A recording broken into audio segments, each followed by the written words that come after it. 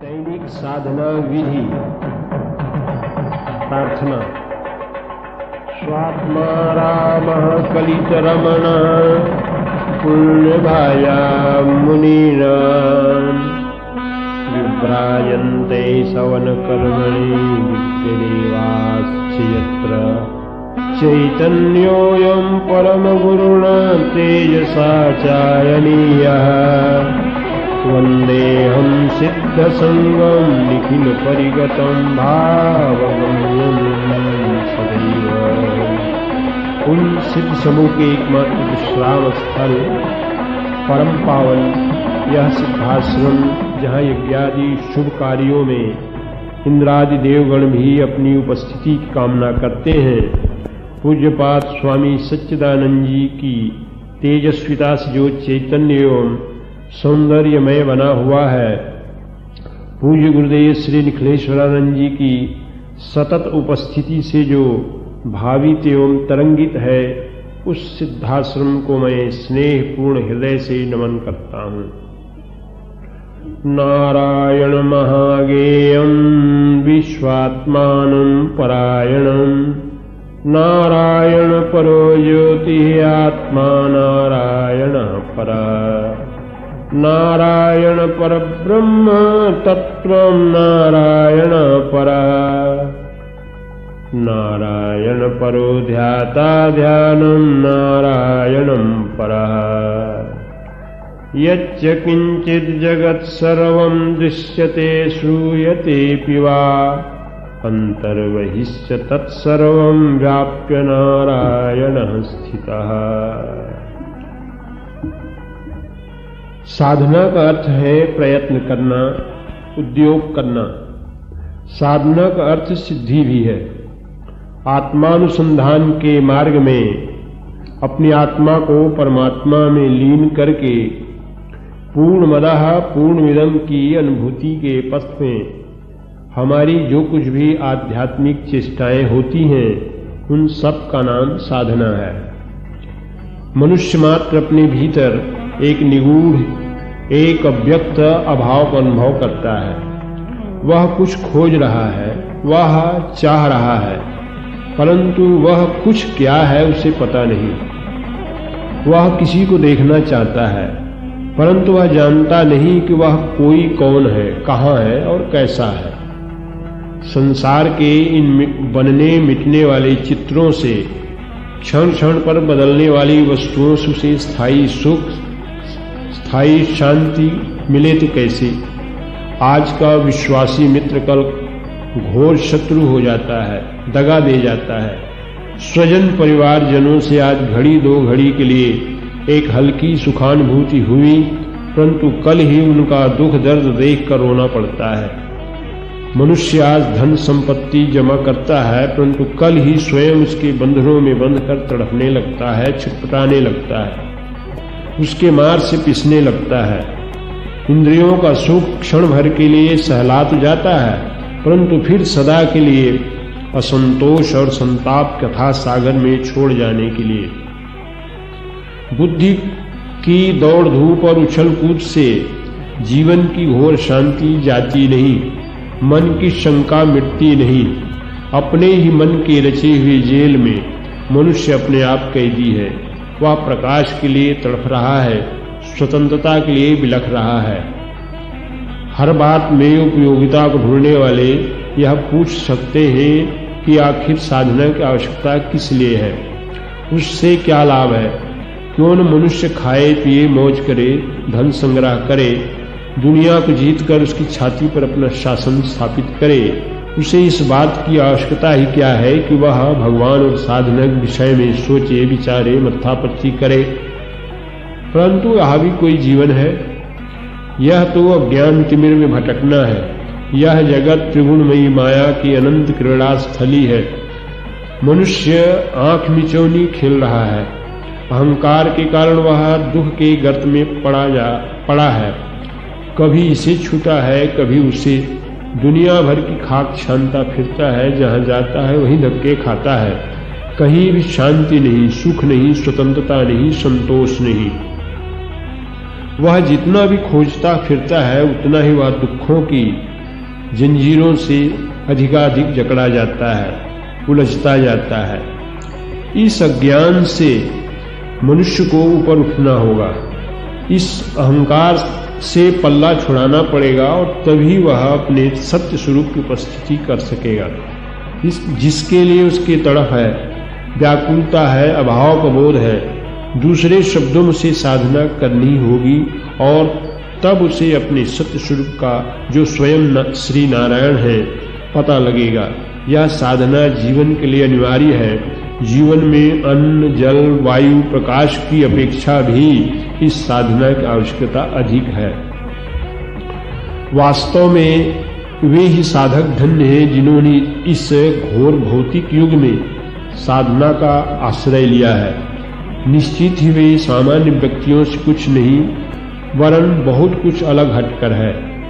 उनका सौभाग्य इससे भी सहस्र गुना हो जाता है कि उन्हें पूज्य गुरुदेव डॉक्टर नारायण दत्त श्रीमाली जी जैसा जीवंत और चैतन्य गुरु का सानिध्य मिला है। साधना ही जीवन की यह श्रेयस्कर तथा श्रेष्ठ विद्या है, जिससे जीवन में सफलताएं मिलने के साथ साथ अद्वितीय व्यक्तित्व का निर्माण होता है।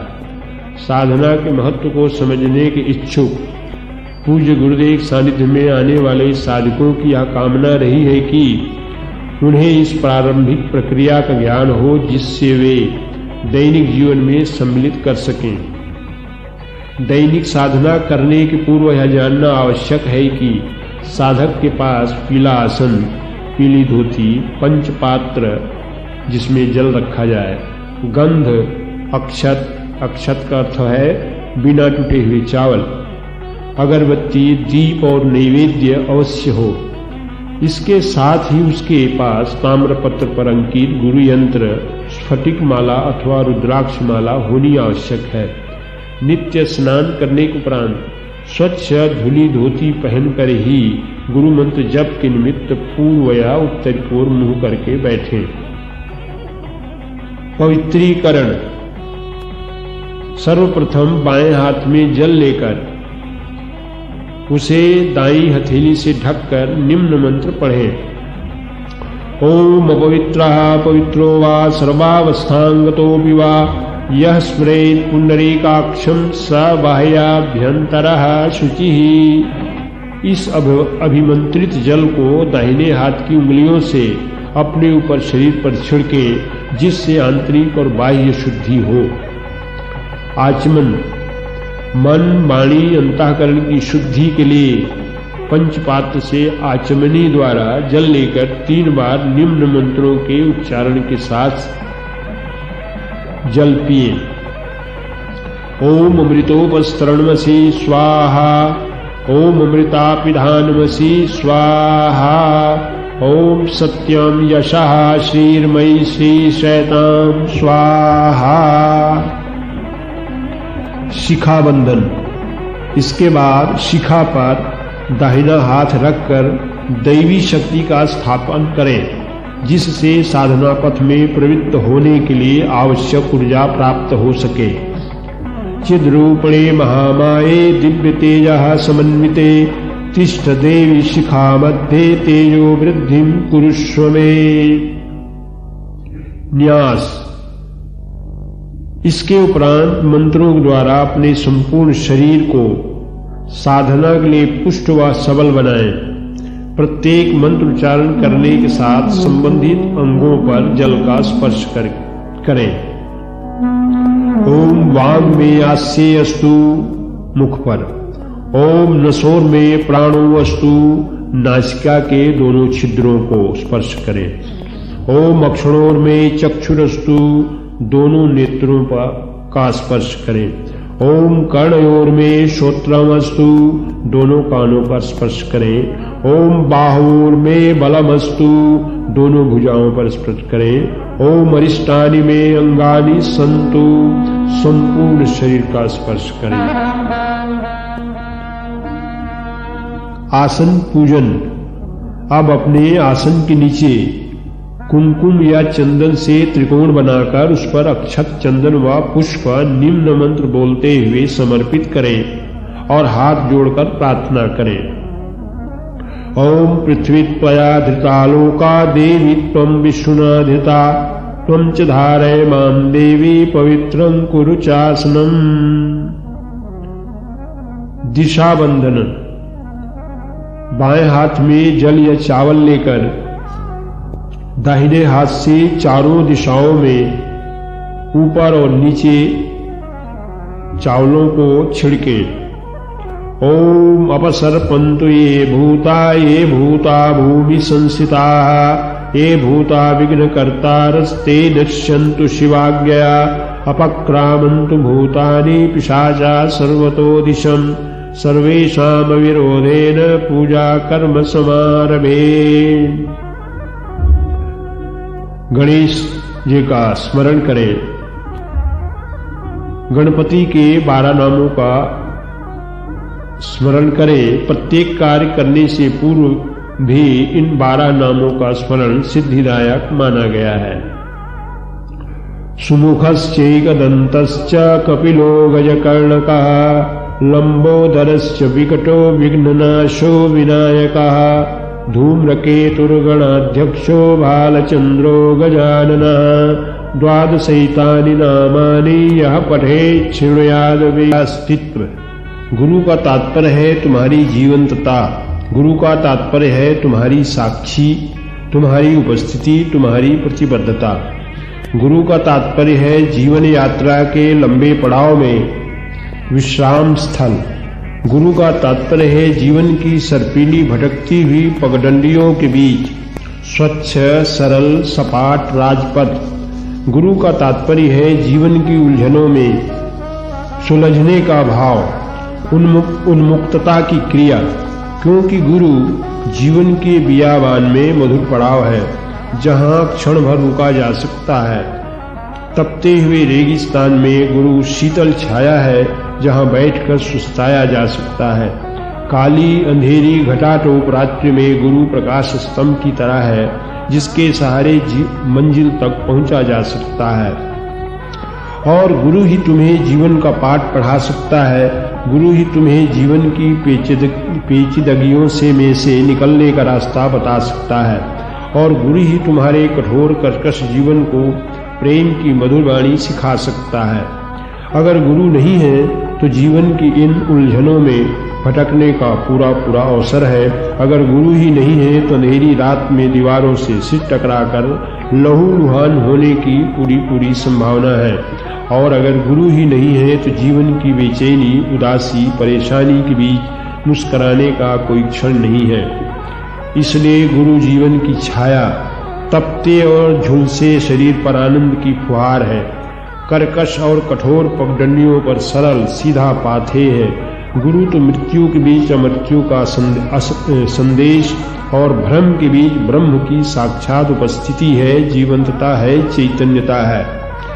और गुरु का तात्पर्य है मृत शरीर की चेतना, मुर्दा शरीर की धड़कन, हिंसा, क्रोध और वैमनस्यता के बीच प्रेम का संदेश। और इसलिए तो शास्त्रों ने कहा है, गुरु है तो जीवन है, धड़कन है, चेतना है, प्राण है। गुरु कोई व्यक्ति नहीं, कोई हाड़ मांस का पुतला नहीं, वह तो प्राणों का नर्तन है, हृदय की धड़कन और जीवन का श्वास है। पर जब तुम सामान्य मानव बनकर उसे देखते हो तो वह तुम्हें सामान्य मनुष्य दिखाई देगा। पर जिस दिन तुम इस तुच्छता से ऊपर उठ जाओगे, जिस दिन हाड़ मांस थूक लार से निर्मित अपनी काया से ऊपर उठकर देखने का प्रयत्न करोगे, तब तुम्हें गुरु का वास्तविक स्वरूप दिखाई देगा। तब तुम्हें गुरु की ऊंचाई का बोध होगा। तब तुम्हें गुरु में अंतर्निहित परब्रह्म की साक्षात दर्शन हो सकेंगे। क्योंकि वह कबीर के शब्दों में गोविंद से भी बढ़कर है। गुरु गोविंद दोऊ खड़े किसके लागू पाएं। और इसीलिए परमात्मा तक पहुंचने का रास्ता गुरु पास से ही होकर गुजरता है। बिना गुरु के तुम गोविंद को पा ही नहीं सकते। तुम ईश्वर को, ब्रह्म को पहचान ही नहीं सकते, क्योंकि वह तो गुरु के रूप में तुम्हारे सामने खड़ा है। जब तुम उसे ही नहीं पहचान सकोगे तो फिर ब्रह्म को कैसे पहचान सकोगे? फिर तो तुम्हारी ब्रह्म तक की यात्रा झूठी है, व्यर्थ है, बेमानी है। गुरु तो हृदय में बहती हुई ब्रह्म की मद भरी धारा है। जिसमें स्नान करके पवित्र होना है। वह तो आनंद का सरोवर है जिसमें डूबने से तृप्ति है, आनंद है, मस्ती है। वह तो जीवन का मूल है, प्राणों को चैतन्य करने की जड़ी है। इसीलिए तो साकार गुरु के चरणों में समर्पण ही पूर्णता को प्राप्त करना है, और यह समर्पण ही ब्रह्म से साक्षात्कार है, उसमें पूर्ण रूप से विसर्जन है। गुरु तो एक प्रेम है, एक श्रद्धा है, पूर्ण रूप से नमन करने की क्रिया है। गुरु एक प्रेम का जीवन स्वरूप है, जिसे बाहों में बांधा जा सकता है, एहसास किया जा सकता है, अनुभव किया जा सकता है। गुरु तो एक सुगंध का झोंका है, जिसे पूरे शरीर में रचा पचा सकते हैं और हम अपूर्व मादकता से उन्मत्त हो सकते हैं। गुरु तो एक ईश्वर का प्रतिबिंब है, जिसे तुम साकार अपनी आंखों सामने देख सकते हो। ईश्वर को तुमने भले ही ना देखा हो, पर गुरु के माध्यम से ईश्वर को पहचान सकते हो। और गुरु एक क्रिया है समर्पण की, जो तुम देखकर सीख सकते हो। पूर्ण रूप से उन्मुक्त होने की क्रिया, उसमें विसर्जित होने की क्रिया, पूरी तरह से डूब कर एकाकार हो जाने की क्रिया, और एकाकार करने की क्रिया ही तुम्हें ईश्वर तक पहुंचा सकती है। तुम्हारे अहम को गलाकर उस विराटता में निमग्न कर सकती है, जिसे तुम ब्रह्म कहते हो, जिसे तुम धर्म कहते हो, जिसे तुम परब्रह्म ईश्वर और सर्वोच्च सत्ता कहते हो। और इसीलिए तो गुरु को जीवन का लक्ष्य, जीवन का ध्येय और जीवन का सर्वस्व कहा है। गुरु और शिष्य तो आकाश के दो छोर हैं, जिसके बीच समस्त ब्रह्मांड रचा पचा है। और जब शिष्य चलकर गुरु से एकाकार होता है, सारा ब्रह्मांड शिष्य के पैरों तले होता है। वह उस संपूर्ण ब्रह्मांड की झलक गुरु में देखकर विस्मय मुग्ध हो उठता है। गुरु और शिष्य तो धरती और आकाश का मिलन है, जहाँ शिष्य धरती पर खड़ा होकर उस आकाश में ईश्वर के दर्शन कर अपने को धन्य धन्य कर डालता है। स्व का आत्मा से, जीव का ब्रह्म से और अचैतन्य का चैतन्य से पूर्ण मिलन है। गुरु तो पूर्ण ईश्वर है, जिसे तुम समर्पण की खिड़की से झांक कर देख सकते हो। वही तो प्रेम का वास्तविक स्वरूप है, जिसे तुम दिल के दरवाजों से अपने भीतर प्रवेश दे सकते हो, सादर बिठा सकते हो और अपने में एकाकार कर सकते हो। गुरु तो मस्त मादक फुहार है, जिसमें भीगकर शिष्य आनंद से सराबोर हो सकता है। अपने आप को प्यार में, मस्ती में, मादक तरंग में पूरी तरह से भिगोकर उस पर विराटता का दर्शन कर सकता है, जो उसके जीवन का आनंद है। और गुरु से एकाकार हो जाना, उसकी कृपा फुहार में भीग जाना ही विराट सत्ता को प्राप्त कर लेना है। ब्रह्मानंद में एकाकार हो जाना है, अपने आप को संपूर्णता में समाहित कर लेना है। अगर प्रेम का वास्तविक स्वरूप देखना चाहते हो, तो वह तुम्हें केवल गुरु में ही दिखाई देगा, क्योंकि अन्य सभी के साथ तुम्हारा प्रेम नहीं होता। प्रेम में लिपटी हुई वासना होती है। और अगर तुम्हें विराटता के दर्शन करने हैं, तो भी वह विराटता केवल गुरु में ही दिखाई देगी। पर उसके लिए तुम्हें नीचे झुकना पड़ेगा, नमन होना पड़ेगा, नतमस्तक होना पड़ेगा, समर्पित होना पड़ेगा। पर हर बार तुम्हें गुरु में विराटता दिखाई नहीं देगी। उनकी उच्चता, श्रेष्ठता और अद्वितीयता भी दृष्टिगोचर नहीं होगी, क्योंकि तुम क्षुद्रता, ओछेपन, निम्नता की पथरीली जमीन पर खड़े होकर देखने की कोशिश कर रहे हो। जब तुम निचाई से, स्वार्थ से, मांगने की इच्छा से उन्हें देखोगे, तो वह गुरु भी तुम्हें सामान्य ही दिखाई देगा। गुरु ही विराटता का दर्शन, गुरु की विराटता का दर्शन तुम नमित होकर, झुककर, विनीत होकर ही कर सकते हो, क्योंकि उस अहम की ऊंचाई पर खड़े होकर तो तुम अपना ही प्रतिबिंब उनमें देख पाओगे। अपनी ही क्षुद्रता, अपना ही ओछापन, अपने ही अहम का प्रतिबिंब तुम्हें दिखाई देगा। इसीलिए जब तुम अपने अहम को गलाकर नम्र होकर देखते हो, तो वह विराटता दिखाई दे जाती है। पर जब स्वार्थ, छल, दंभ और अहम की आंख से देखने का प्रयत्न करोगे, तो तुम्हें उनमें गुरु नहीं, अपना ही क्षुद्र प्रतिबिंब दिखाई देने लगता है। अस्थि चर्मयुक्त देह को ही गुरु नहीं कहते, अपितु इस देह में जो ज्ञान समाहित है उसे गुरु कहते हैं। इस ज्ञान की प्राप्ति के लिए उन्होंने जो तप और त्याग किया है, हम उन्हें नमन करते हैं। उस ऊर्ध्वमुखी ज्ञान से जो तेजस्विता प्राप्त हुई है, हम उसका अभिनंदन करते हैं। हमने ईश्वर तो देखा नहीं, पर उसके सदिश गुरु को अवश्य देखा है, जो इस देह को दिव्य आलोक से आलोकित कर उस ब्रह्म में लीन करने का सामर्थ्य प्रदान करता है, जो मानव का अंतिम लक्ष्य है। इसीलिए शास्त्रों में गुरु का महत्व सभी देवताओं से ऊंचा माना गया है। गुरु का पूजन सबसे पहले किया जाता है। गुरु की वंदना ईश्वर से भी पूर्व शास्त्र सम्मत कही गई है। साधकों के उपयोगार्थ गुरु पूजन विधि नीचे की पंक्तियों में प्रस्तुत की जा रही है। श्री गुरु ध्यान।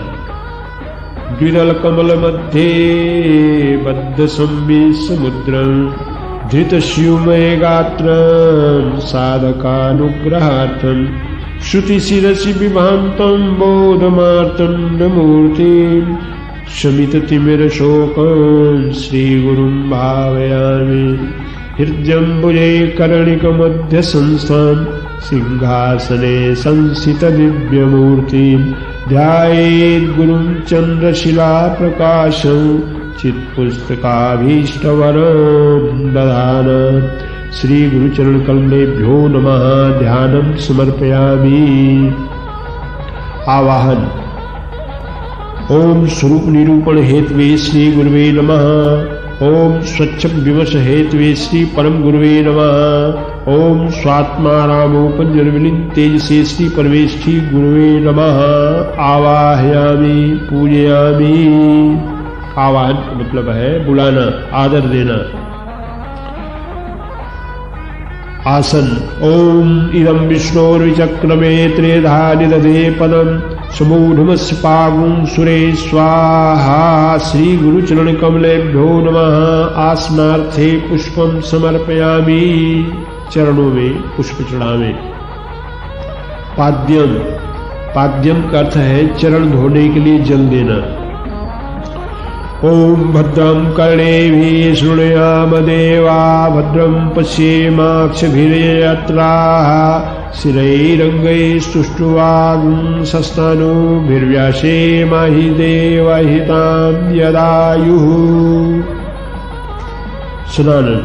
स्वस्ति न इन्द्रो वृद्धश्रवाः स्वस्ति नः पूषा विश्वावयामि। पुनः आचमनीयं जलम्। पाद्यम के लिए 2 चम्मच जल उनके चरणों में चढ़ाना चाहिए। अर्घ्य के लिए आप दाहिने हाथ में जल लेकर के उसमें अक्षत, पुष्प और कुमकुम या चंदन उसमें मिला करके उनको उनके हाथ में समर्पित करना चाहिए। आचमन के लिए 3 चम्मच जल चढ़ाना चाहिए। उसके बाद जो है स्नान कराना चाहिए। वस्त्र। सर्वभूषादिके सौम्ये लोक लज्जा निवारणे मयोपपादिते तुभ्यं गृह्यतां वाससी शुभे। ओम श्री गुरुचरण कमलेभ्यो नमः। वस्त्रोपवस्त्रं समर्पयामि। वस्त्र के लिए आप मौलिक टुकड़े चढ़ा सकते हैं, या वस्त्र चढ़ाना हो तो वस्त्र चढ़ा सकते हैं। अगर दोनों नहीं है तो चावल के कुछ दाने चढ़ा देने चाहिए। पुनः आचमनीयम जलम समर्पयामि। वस्त्र समर्पित के बाद पुनः आचमन करना चाहिए। चंदन। महावाक्योथ विज्ञानम गंधाढ्यम सुमनोहरम विलेपनम सुरश्रेष्ठ चंदनम प्रतिगृह्यताम। चंदनम समर्पयामि। उनके चरणों में चंदन लगाइए। अक्षत। अक्षत का अर्थ है बिना टूटे हुए कुछ चावल के दाने। ओम त्र्यंबकं यजामहे सुगंधिं पुष्टिवर्धनम् उर्वारुकमिव वन्दनान् मृत्योर्मुक्षीयमामृतात्। ओम त्र्यंबकं यजामहे सुगंधिं पतिवेदनम् उर्वारुकमिव बन्धनादितो मुक्षीयमामृतात्। श्री गुरुचरण कमलेभ्यो नमः। चंदनम् अक्षतांच समर्पयामि। पुष्प। ओम नमः शंभवाय च मयोभवाय च नमः शंकराय च मयस्कराय च नमः शिवाय च शिवतराय च माल्यादीनि सुगंधीनि मालत्यादीनि वै प्रभो मयोपनीतानि पुष्पाणि गृहाण परमेश्वर पुष्पमालां समर्पयामि श्री गुरुचरण कमलेभ्यो नमः। इसके पश्चात 108 गुरु नामों से अर्चना करें। आप बाएं हाथ में कुछ चावल के दाने ले लें और ये 108 गुरु नामों को बोलते हुए उनके चरणों में चढ़ाते जाएं। ओम निखिलेश्वराय नमः, ओम यजनेश्वराय नमः, ओम परमेश्वराय नमः, ओम सर्वेश्वराय नमः, ओम गुह्यागमाय नमः, ओम करुणेश्वराय नमः, ओम भाग्येश्वराय नमः, ओम कर्मेश्वराय नमः, ओम पूर्णेश्वराय नमः, ओम श्री अमरेश्वराय नमः, ओम योगेश्वराय नमः, ओम जनार्दनाय नमः, ओम लक्ष्येश्वराय नमः, ओम माहेश्वराय नमः, ओम शिष्येश्वराय नमः, ओम देवीश्वराय नमः, ओम ज्ञानेश्वराय नमः, ओम नवनाथ महेश्वराय नमः, ओम मंत्रेश्वराय नमः, ओम तंत्रेश्वराय नमः, ओम यंत्रेश्वराय नमः, ओम निर्विकल्पाय नमः, ओम विद्येश्वराय नमः, ओम भक्तेश्वराय नमः, ओम सिद्धेश्वराय नमः, ओम अकलंकाय नमः, ओम अमृताय नमः, ओम अखिलाधाराय नमः, ओम अच्युताय नमः, ओम अजाय नमः, ओम अतीन्द्रियाय नमः, ओम अतंद्राय नमः, ओम अचंचलाय नमः, ओम अनंत मंगलाय नमः, ओम अनाकुलाय नमः, ओम अपराजिताय नमः, ओम अनादि निधनाय नमः, ओम अनाथनाथाय नमः, ओम अभिरामाय नमः, ओम अप्रमेयाय नमः, ओम अव्यक्ताय नमः, ओम अमृतवपुषे नमः, ओम आराध्याय नमः, ओम आदिपुरुषाय नमः, ओम आनंदमूर्ते नमः, ओम आचार्याय नमः, ओम ईशानाय नमः, ओम विश्वनाथाय नमः, ओम उरुगायाय नमः, ओम ऋजुप्रियाय नमः, ओम कलाधराय नमः, ओम कलाप्रियाय नमः, ओम कालांतकाय नमः, ओम कल्पपादपाय नमः, ओम कूटस्थाय नमः, ओम कृतकौतुकाय नमः, ओम कृतकृत्याय नमः, ओम कुसुमप्रियाय नमः, ओम कृतागमाय नमः, ओम कैवल्य रूपाय नमः, ओम क्षितिभारहराय नमः, ओम ज्ञानानंदाय नमः, ओम ज्ञानघनाय नमः, ओम गिरातीताय नमः, ओम सत्याय नमः, ओम गुणाश्राय नमः, ओम चारुहासाय नमः, ओम जगद गुरवे नमः, ओम सनातनाय नमः, ओम जातवेदसाय नमः, ओम जात वेद से नमः, ओम जितेन्द्रियाय नमः, ओम तत्वगर्भाय नमः, ओम तपः पूताय नमः, ओम त्रयीमयाय नमः, ओम तत्पुरुषाय नमः, ओम तुरीयाय नमः, ओम दीनवत्सलाय नमः, ओम धर्मोदयाय नमः, ओम धर्मध्वजाय नमः, ओम नरोत्तमाय नमः, ओम निर्मलाय नमः, ओम नारायणाय नमः, ओम नित्यमुक्ताय नमः, ओम नित्यतृप्ताय नमः, ओम लोकमान्याय नमः, ओम निखिलाधाराय नमः, ओम परमहंसा, ओम परात्पराय नमः, ओम प्रणवाय नमः, ओम प्रधान पुरुषाय नमः, ओम प्रियदर्शनाय नमः, ओम पूर्ण पुरुषाय नमः, ओम पुरुषोत्तमाय नमः, ओम भूरि दक्षिणाय नमः, ओम मंदस्मिताय नमः, ओम मृत्युंजयाय नमः, ओम महोत्सवाय नमः, ओम मंत्रदृष्टाय नमः, ओम विशालाय नमः, ओम राजराजेश्वराय नमः, ओम योगारूढ़ाय नमः, ओम रसज्ञाय नमः, ओम वंदनीयाय नमः, ओम सदाशिवाय नमः, ओम अखंडाय नमः, ओम विदेहाय नमः।